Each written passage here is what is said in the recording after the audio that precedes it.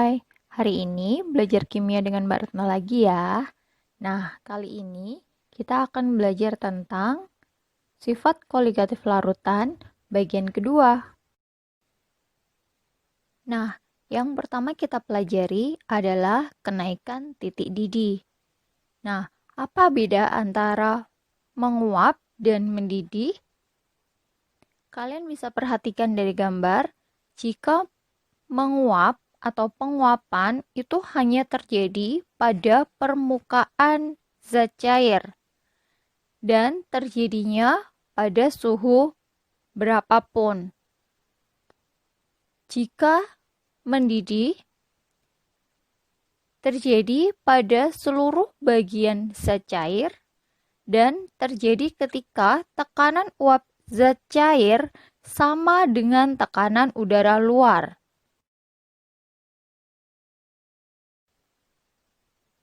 Nah, sekarang kalian perhatikan gambar penentuan titik didih pelarut dan titik didih larutan.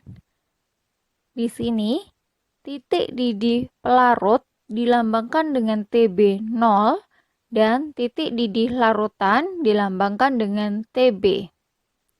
Dari gambar tersebut, kalian bisa perhatikan bahwa titik didih pelarut itu lebih kecil jika dibandingkan dengan titik didih larutan. Nah, kenapa hal ini bisa terjadi? Kalian harus ingat kembali pada materi tentang penurunan tekanan uap. Jadi, adanya partikel zat terlarut mengakibatkan partikel pelarut yang akan menguap menjadi terhalangi. Sehingga untuk menyamakan tekanan uap zat cair dengan tekanan udara luar, maka dibutuhkan energi yang lebih besar. Nah, jadi karena TB0 lebih kecil daripada TB, maka untuk kenaikan titik didih kita lambangkan dengan delta TB. Jadi delta TB sama dengan TB min TB0. Di mana delta TB itu sama dengan KB kali M. Jadi M adalah molalitas, sementara KB adalah tetapan kenaikan titik didih molal.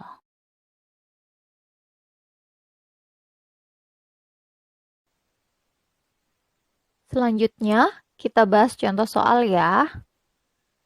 Nah, di sana diketahui ada 18 gram glukosa.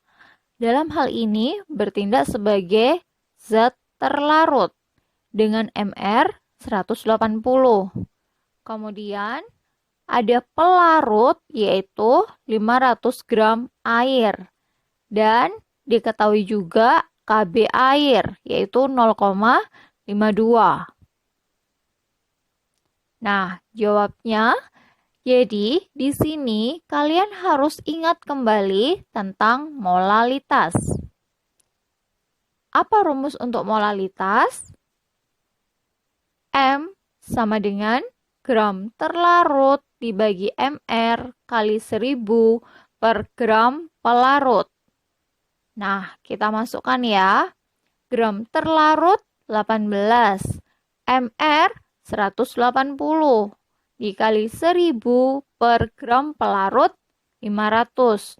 Jadi M sama dengan 0,2 mol per kilogram. Selanjutnya, kita mencari delta TB. Delta TB sama dengan KB kali M.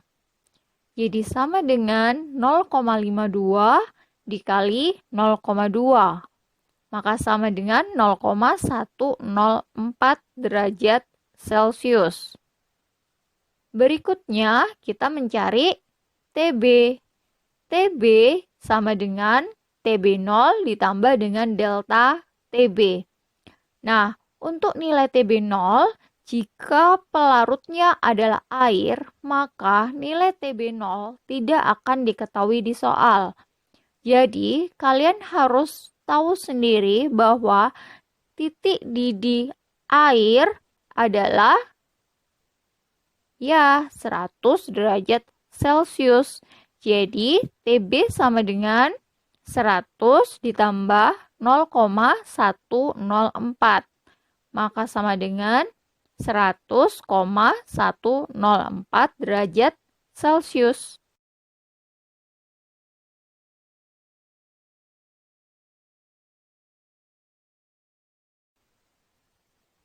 Sifat koligatif yang kedua yang kita pelajari di sini adalah penurunan titik beku. Nah, titik beku pelarut kita lambangkan dengan TF0. Sementara titik beku larutan kita lambangkan dengan TF. Di mana TF lebih kecil dibandingkan TF0. Nah, mengapa hal ini bisa terjadi? Karena adanya partikel dari zat terlarut akan menghalangi pergerakan dari partikel pelarut untuk berubah dari fase padat ke fase cair. Nah, untuk penurunan titik beku sendiri, kita lambangkan dengan delta TF. Jadi delta TF sama dengan TF0 min TF. Dan delta TF sama dengan KF kali M. M adalah molalitas dan KF adalah tetapan penurunan titik beku molal.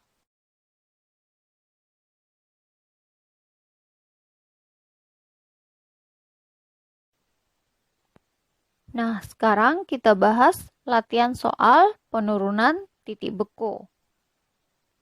Nah, di soal ini diketahui ada 6,4 gram naftalena dalam 100 gram benzena. Jadi, sebagai terlarut adalah naftalena dan sebagai pelarutnya adalah benzena. Kemudian diketahui lagi titik beku benzena murni. Maka lambangnya adalah TF0, yaitu 5,46 derajat Celcius. Dan tetapan penurunan titik beku molal adalah 5,1. Ini adalah KF. Jadi, jawabnya M sama dengan gram terlarut dibagi MR kali 1000 per gram pelarut.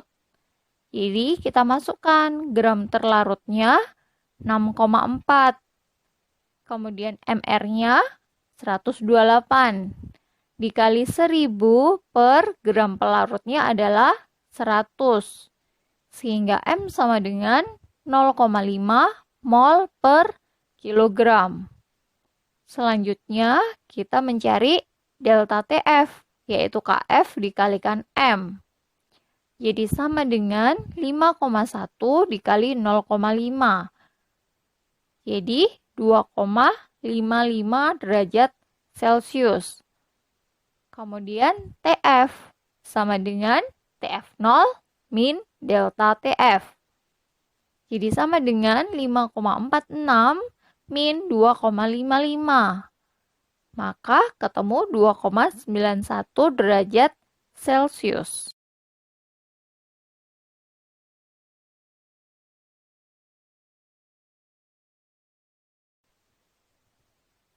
Nah, apa kesimpulan yang bisa kita ambil dari materi tadi? Kenaikan titik didih delta TB sama dengan TB min TB0. Delta TB sama dengan KB kali M. Untuk penurunan titik beku, delta TF sama dengan TF0 min TF. Delta TF sama dengan KF kali M. Terima kasih, kalian sudah semangat belajar kimia untuk hari ini.